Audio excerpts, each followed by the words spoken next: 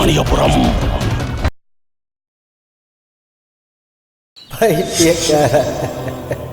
மருத்துவமனைக்கு வந்ததே என் அப்ப முருகன் தாண்டா.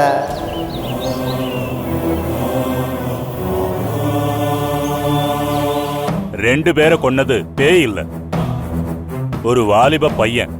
சாமிஜி, எதுக்காக அவன் 2 பேரை கொன்னா? அவன் வதம் பண்ணது 2 பேரை இல்ல, 3 பேரை.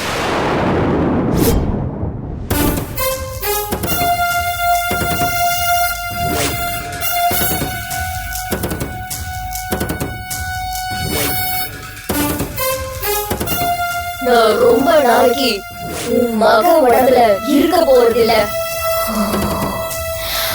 அதுக்கு முன்னாடி ருத்ரன்கிட்ட சொல்லணும்னு நினைச்ச.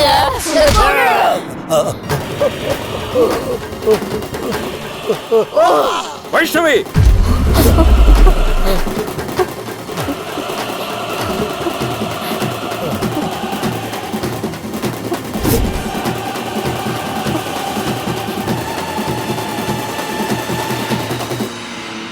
இப்போ நீ மாமாவை என்ன பண்ணிட்டு இருந்த? அப்பாவுக்கு கழுத்து தோள்பட்டையெல்லாம் நீவி விட்டுட்டு இருந்த மாமா. கொன்னுடுவன் சொன்ன மாதிரி என் காதுல விழுந்துச்சே. அது வீட்ல நான் தனியா இருப்பேன்ல, யாராவது வீட்டுக்குள்ள வந்தா அவனை கொன்னுடுவேன்னு சொன்னேன். என்னவோ ஏதோ நினைச்சிட்டேன். நீ அப்போவே சொன்னியே உன்னை பார்த்து வரவும் தான் பயந்து ஓடணும்னு சொல்லி. இந்த பார் வைஷ்ணவி, நீ இப்படி தனியா புலம்பிட்டு இருப்பேன்னு சொல்லிதான் ஒரு நர்ஸை அப்பாயின்மெண்ட் பண்ணிடலாம்னு சொன்னேன். அப்பாயின்ட் பண்ணிடலாமா? நீ தான் கேட்க மாட்டேன்ற. யாரும் வேணாம் மாமா. ஆமா, என்ன திரும்ப வந்துட்டீங்க? இல்ல, இந்த பைக் சாவி எங்க வச்சேன்னு அங்க இருக்கு, தெரியல. அங்க இருக்கு. இங்க இருக்கா? சரி, நான் போயிட்டு வரேன். மாமா வர மாமா.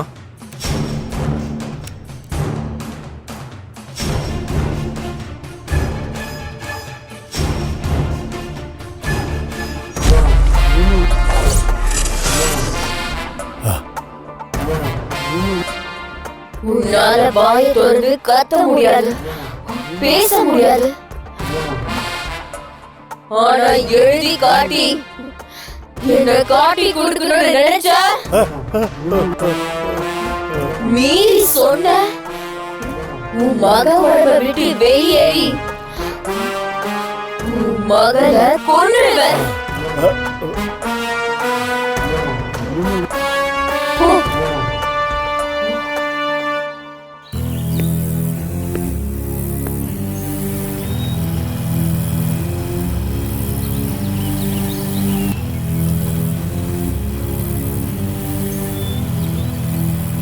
சார். சார். என்ன ஜெயக்குமார், இந்த வண்டி தானா? இந்த வண்டி தான் சார். Are you sure? ஆமாம் சார். சிசிடிவி ஃபுட்டேஜில் பார்த்த விஷயங்களுக்கும் இந்த வண்டிக்கு மேட்ச் ஆகுது சார். ஏன் ஜெயக்குமார், வண்டியோட நம்பரு கேமரா ஃபுட்டேஜில் ரெக்கார்ட் ஆகல இல்லை?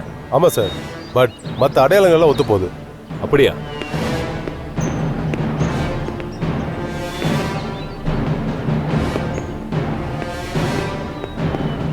ஜெயக்குமார், வண்டியோட சேஸ் நம்பரை நோட் பண்ண சொல்லுங்க. Okay sir. பிளேட் நம்பர் ஃபேக்கா இருக்கிறதுக்கும் சான்ஸ் இருக்குல்ல? கண்டிப்பா சார். ராஜதுரா சார், நீ போய் இந்த வண்டியோட சேஸ் நம்பரை நோட் பண்ணு. Okay sir.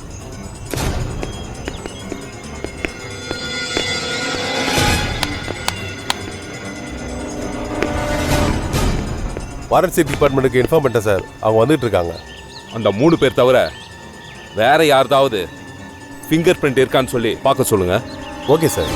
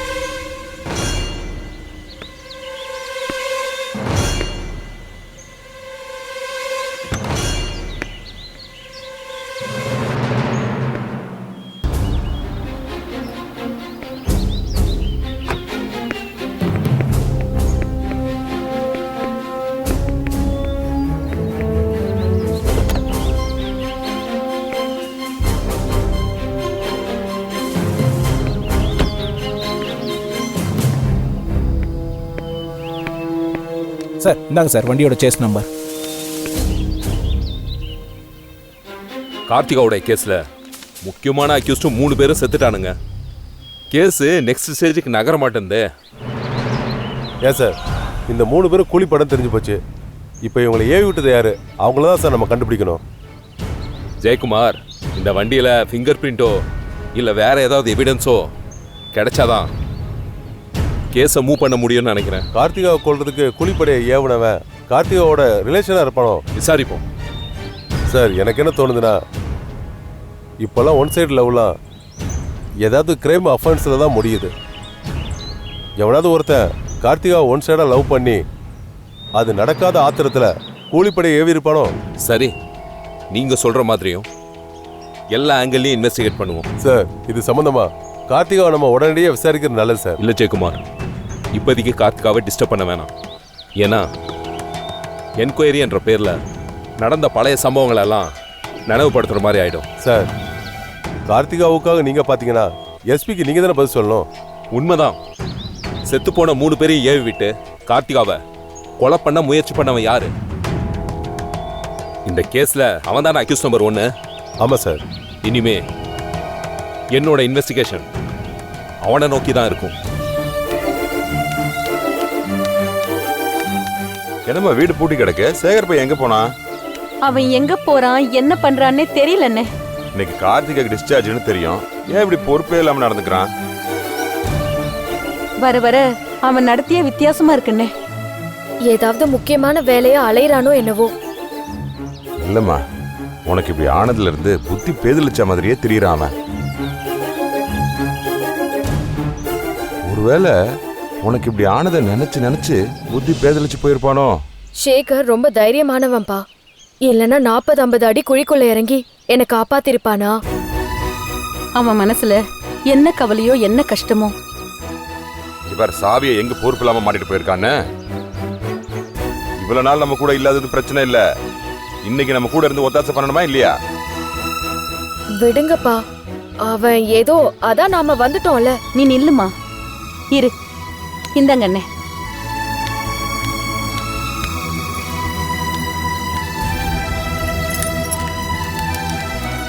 முத வேலையா உன் தம்பி சேகர ஒரு நல்ல டாக்டரை கொண்டு போய் காட்டணுமா? முதல்ல நாம என்ன ஏதுன்னு விசாரிப்போம், அப்புறம் முடிவு எடுத்துக்கலாம். அண்ணே, இந்த அண்ணே.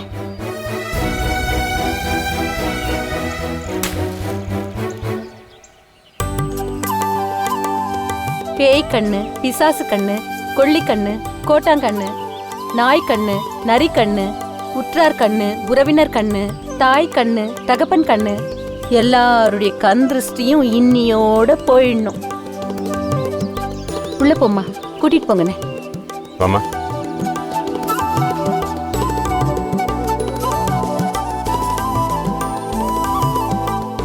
கார்த்திகா, என்ன தேடுற? இந்த வீட்டுக்கு திரும்பி வருவேன்னு நினைச்சு கூட பாக்கலப்பா. மறு ஜென்மம் எடுத்திருக்க கார்த்திகா. ஆனா மறு ஜென்மத்தை கொடுத்தது அந்த முருகன் தான். கார்த்திகா, நீ ஒரு பெரிய கண்டத்துல இருந்து மீண்டு வந்திருக்க. எந்த சிந்தனையும் இல்லாம நிம்மதியா கொஞ்ச நாளைக்கு ஓய்வு எடுத்துக்கிட்டே இரு. நான் சொல்றது உனக்கு புரியும்னு நினைக்கிறேன். கோயில்ல பேசினது அங்கேயே முடிஞ்சு போச்சு. அண்ணே, கொஞ்சம் பக்குவமா எடுத்து சொன்னா கார்த்திகா புரிஞ்சுக்குவா. கோயில் குருக்கள் கிட்டயும் ரொம்ப கோவமா பேசிட்டீங்க. பாவம், அவரும் ரொம்ப மனசு கஷ்டப்பட்டு போயிட்டாரு. எல்லார விட எல்லாத்தையும் விட என் பொண்ணு எனக்கு முக்கியம்மா. நான் ஆரம்பிச்ச விஷயம் விட்ட குறை தொட்ட குறையா இருக்குப்பா. அது ஏன் குறையா நினைக்கிற? அது அப்படியே இதோட விட்டுரு. சரி சரி, கோயில்ல பேசி ஒரு ரவுண்டு சண்டையும் போட்டாச்சுல்ல, இங்கேயும் வந்து ஆரம்பிக்கணுமா? இன்னும் முருகன் கோயிலுக்கு போறத பத்தி கார்த்திகா நினைச்சுக்கிட்டே இருக்காளே காமாட்சி. கோவம் வராத பின்ன? கார்த்திகா, அப்பா மனசையும் கொஞ்சம் புரிஞ்சுக்கம்மா. உன்னை காப்பாத்தின முருகனுக்கு நீ நன்றி கடன் செலுத்தணும். வேண்டான்னு சொல்லல, அதுக்குன்னு நேரம் காலெல்லாம் வரும். உன்னை அந்த முருகனே கூப்பிடுவாரு. அப்ப உன்னை யாரும் தடுத்து நிறுத்தவே முடியாது. இப்ப உனக்கு தேவை ஓய்வுதாம்மா. சரிங்க அத்தை. அப்ப நானும் உன் கூட வருவேன். அப்பாவும் சந்தோஷமா வழி அனுப்புவாருமா. சரிங்க அத்தை. அது வரைக்கும் உன் உடம்புக்கும் மனசுக்கும் ஓய்வு தேவை. நீ உட்காருமா, பால் காய்ச்சி எடுத்துட்டு வரேன். உட்காருமா.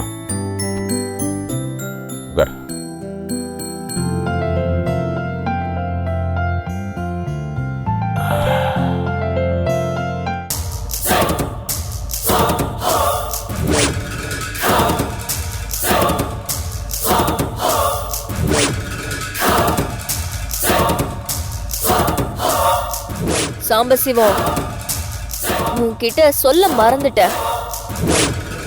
நான் இப்ப எங்க போறேன்னு தெரியுமா? உனக்கு தெரிஞ்ச இடத்துக்கு தான் போறேன்.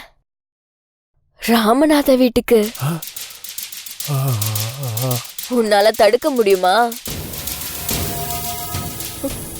எப்ப நான் என் சின்ன துறைய பார்த்தேனோ அப்போல இருந்து அவர் இருக்கிற இடம் தான் நான் வாழ்ற இடம். சீதாக்கு ராமர் இருக்கிற இடம் தான் அயோத்தின்னு சொல்லுவாங்கல்ல, அந்த மாதிரி.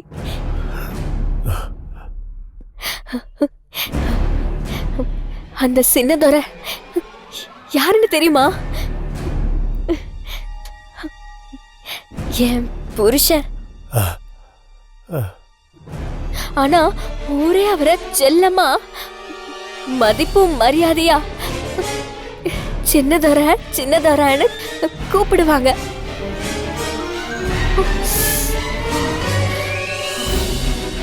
இதெல்லாம் நான் ஏன் உன்கிட்ட சொல்றேன்?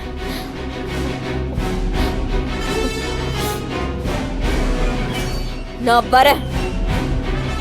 வெளிய கதவை சும்மாதான் மூடிட்டு போறேன்.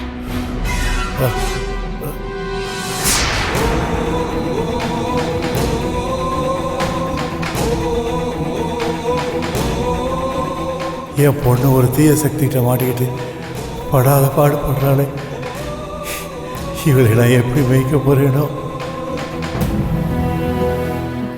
இன்னும் கொஞ்சம் குடிமா.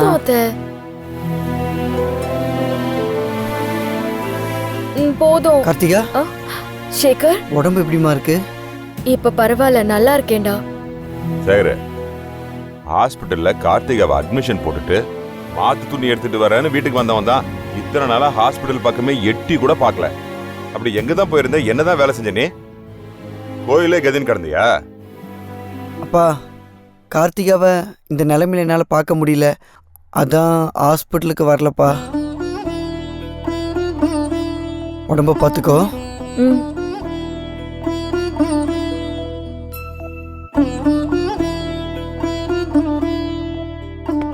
ஐயா, ஐயா வணக்கங்க. வாங்க தம்பி. வணக்கம்மா. உட்காருங்க. கார்த்திகா, நல்லா இருக்கியாமா? நல்லா இருக்கேன். நான் காஃபி எடுத்துட்டு வரேன். இல்லைங்க, அதெல்லாம் ஒண்ணு வேணாம். கார்த்திகாவை பார்த்துட்டு போலான்னு சொல்லி தான் வந்தேன். நீ உயிரோட வருவியான்னு ரொம்ப கவலைப்பட்டுட்டு இருந்தோம்மா. தம்பி, சொன்னா நம்ப மாட்டீங்க, நம்ம கார்த்திகாவை காப்பாத்துனது டாக்டர் இல்ல. டாக்டர் இல்லையா? வேற யாருமா? அந்த முருக கடவுள் தான் டாக்டர் ரூபத்துல வந்து எங்க பொண்ணை காப்பாத்தி இருக்காரு. இங்க பாருங்கம்மா, நீங்க இப்படி எல்லாம் சொல்லி கார்த்திகாவோட உயிரை காப்பாத்தின டாக்டர் அவமானப்படுத்தாதீங்க. ருத்ர சார், காமாட்சி சொல்றது 100% உண்மை. செந்தில்நாதன் ஒரு டாக்டர் வந்து கார்த்திகாவை செக் பண்ணிட்டு ஒரு பவுடரை தண்ணியில கலந்து நர்ஸுகிட்ட கொடுக்க சொன்னாரு. நர்ஸும் கொடுத்தாங்க. அடுத்த 10 நிமிஷத்துல கார்த்திகாக்கு நினைவு வந்துருச்சு. டாக்டர் தானே மருந்து கொடுத்தாரு, அப்போ டாக்டர் தானே கடவுள். மீதியும் கேளுங்க சார். அந்த செந்தில்நாதன் டாக்டருக்கு இங்க இருக்கிற சீஃப் டாக்டர் ஃபோன் பண்ணி தேங்க்ஸ் சொல்லியிருக்கிறாரு. அவர் 4 நாளா நான் டெல்லியில இருக்கிறேன், உங்க ஹாஸ்பிட்டலுக்கு நான் வரவே இல்லைன்னு சொல்லிட்டாரு. அப்ப வந்தது யாரு? ஐயா, நீங்க சொல்றதெல்லாம் என்னால நம்ப முடியலைங்க. நாங்களும் நம்ப முடியாம தான் இருந்தோம். அப்புறமா கம்பு சித்திர கோயில்ல பார்த்தப்போ அவரு வந்தது என் அப்பா முருகன் தான் சொன்னாரு. கம்பு சித்தர் சொன்னாரா? அவர் எதை சொன்னாலும் நீங்க நம்புவீங்களே. இங்க பாருங்க, அந்த ஆளு ஒரு ஃபோர்ஜரி சாமியாரு. தம்பி, உங்களுக்கு அவர் மேல நம்பிக்கை இல்லைன்னா விட்டுருங்க. எங்க நம்பிக்கையை சீர்குலைக்காதீங்க. தயவு செஞ்சு அப்படியெல்லாம் பேசாதீங்க. சரிங்கய்யா, உங்க நம்பிக்கைய நான் கெடுக்க விரும்பல. இப்ப நான் வந்த விஷயத்த சொல்லிடுறேன். சொல்லுங்க. கார்த்திகா, இப்போ உனக்கு ஒன்றும் பிரச்சனை இல்லைல்ல? நான் நார்மலா தான் சார் இருக்கேன். உன்கிட்ட இருந்து எனக்கு ஒரு ஹெல்ப் வேணுமா? சொல்லுங்க சார். தம்பி, ருத்ரன் தம்பி, ஒரு நிமிஷம். தயவு செஞ்சு கொலை செய்ய முயற்சி செஞ்சவங்களை வந்து அடையாளம் காட்டு, அப்படி இப்படின்னு அவளை எந்த கேஸ் விஷயமாவும் அலைவிடாதீங்க. அவ சரியாயிதான் வந்திருக்கா, ஆனா மனசளவுல இன்னும் பூர்ணமா குணமாகல. ஐயா, எனக்கு கார்த்திகாட்ட இருந்து ஒரு பர்சனல் ஹெல்ப் வேணும். கார்த்திகாவுக்கும் ஒரு சின்ன ரிலாக்ஸேஷன் இருக்கணும்ல. என்ன சார் பர்சனல் ஹெல்ப்?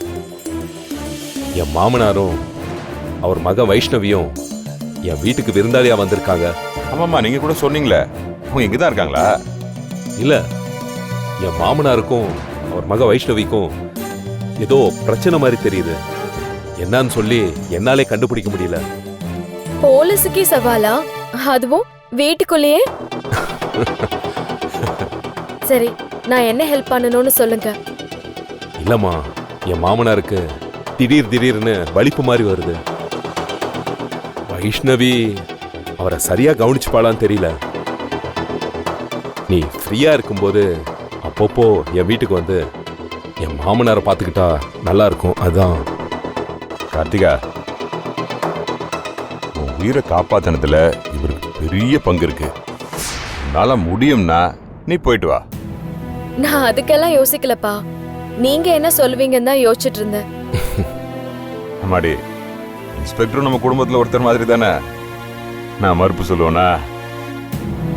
நம்ம கார்த்திகா இன்னைக்கு தான் வந்திருக்கா.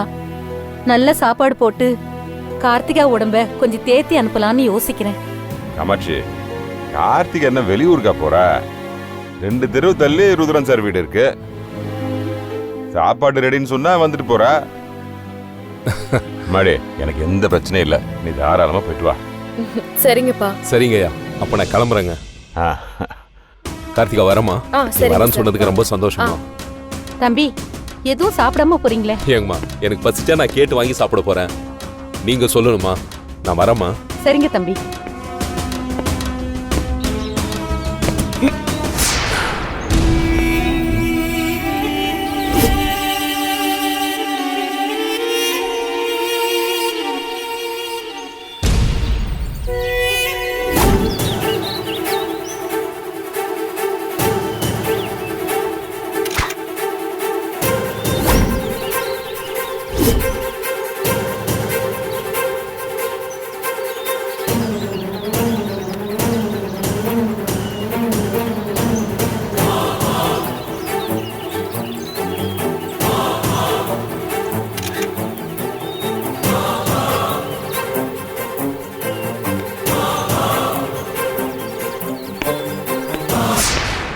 வள்ளி, வள்ளி, இன்னும் வரலையா இவ? இவளோட நான் படுற கஷ்டம் இருக்கே. வீட்டு வேலை செய்யறவளுக்கு இருந்தாலும் இவ்ளோ கொழுப்பு இருக்க கூடாது. எப்பவாவது லேட்டா வந்தா பரவாயில்ல, தினமும் லேட்டா வரா. ஏண்டி இவ்வளவு லேட்டா வரேன்னு கேட்டா, எங்கேயாவது கடன் வாங்கிட்டு வந்தாவது காரணத்தை மட்டும் நன்னா சொல்லிடுவா. இவள வேலைக்கு சேர்த்துண்டு நான் படுற பாடு இருக்கே. ஐயோ, வேண்டாம்ப்பா, வேண்டாம். வாடிமா, வா. என்ன லேட்டா வந்திருக்க? இன்னைக்கு என்ன காரணத்தை சொல்ல போற? வீட்ல அப்பாவுக்கு உடம்பு முடியாம இருக்கிறதுனால. இந்த காரணத்தை என்கிட்ட நீ ஏற்கனவே சொல்லிட்ட. ஆமா மாமி, இன்னும் என் அப்பா படுத்துதான் இருக்காரு. அவரை குளிப்பாட்டி துணி மாத்தி விட்டு சாப்பாடு ஊட்டி விட்டுட்டு வரதுக்கு கொஞ்சம் தாமதம் ஆயிடுச்சு. நிஜமா தான் சொல்றியா? ஆமா, நிஜம்தான். வேணும்னா என் கூட வீட்டுக்கு வாங்கல. இல்ல, நான் உன்னை நம்புறேன். இந்த வீட்ல நான் வேலை செய்யணுங்கிறது என் விருப்பம் மாமி. அப்பாவையும் பார்த்துண்டு இங்கேயும் வந்து வேலை செஞ்சுட்டு இருக்கியே, நோக்கு கஷ்டமா இல்லையா? எவனோ ஒருத்தனை என் அப்பான்னு சொல்ல வேண்டியதா இருக்கு. வள்ளி, இத பாரு, உன்னதான். சொல்லுங்க மாமி. பாவம் நீ வீட்ல இருக்கிற அப்பா ஞாபகத்திலேயே இருக்க. ஆமா மாமி, எங்க அப்பா தனியா இருக்காரு. உங்க அப்பாவுக்கு இப்ப தேவலையா? பரதேசி இன்னும் சாகல, ஆனா அவனுக்கு என் கையால தான் சாவு. வள்ளி, என்ன ஒவ்வொரு கேள்வியும் 2 தடவை கேட்க வைக்கிறியே? அப்பா ஞாபகமா இருக்காதா மாமி? சரி, நீ வேணும்னா இன்னைக்கு லீவ் எடுத்துக்கோ. எதுக்கு? அவனை சாகடிக்கிறதுக்கா? இன்னைக்கு ஒரு நாள் அப்பா பக்கத்துல இருந்து பாத்துக்கோ. ஐயோ மாமி, எனக்கு இங்க இருக்கிறது தான் இஷ்டம். சரி, அப்ப போய் நீ வேலையை பாரு. ராகவ தம்பி ரூம்ல இருக்கிற அவரோட துணியெல்லாம் மடிச்சு வச்சுட்டு கட்டல்ல இருக்கிற போர்வைய சரியா விரிச்சு வச்சுட்டு வா. சரி மாமி. ஏய் வள்ளி, ராகவ் ரூம்ல இருந்தா திரும்பி வந்துடு.